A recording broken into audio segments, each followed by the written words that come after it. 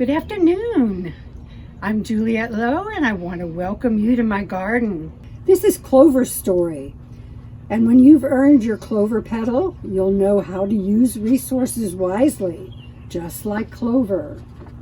Clover's story is a visit to the busy, buzzy bees. Now you say that fast. Busy, buzzy bees.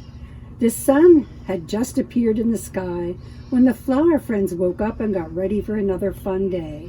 Chatting and laughing, they each helped wash Lupe's petal-powered car. "I love it when the car looks all shiny and clean in the sun," Zinni said. "And Clover's idea to collect rainwater in pails means we don't waste water," Vi added. "That was smart, Clover." Clover blushed. "I'm happy any time I can think of ways to use things wisely. Now let's go on our trip. I can't wait to give you a tour of my friend Henry's honeybee garden." Clover hopped into the driver's seat of the car. The petal-powered car ran on flower power. Every part of the flower helped the car go.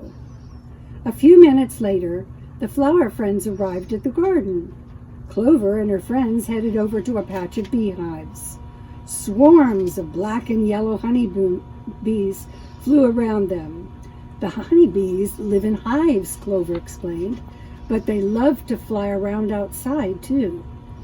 "How do bees make honey?" Zinni asked. "First, bees gather nectar from plants and flowers," Clover told them. "Then they store it in a honeycomb to make honey." One of the honeybees flew by.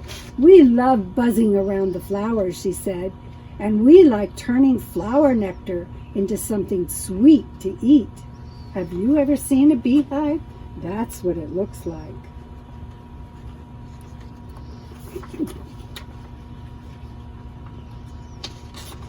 Just then, Clover's friend Henry flew over carrying several jars.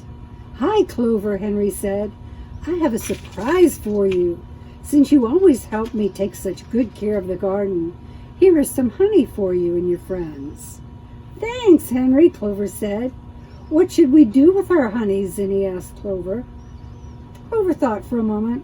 "I know," she replied. "Let's throw a tea party when we get back." Back at the garden, Clover called the other flower friends over. "Hi, everyone," Clover called out.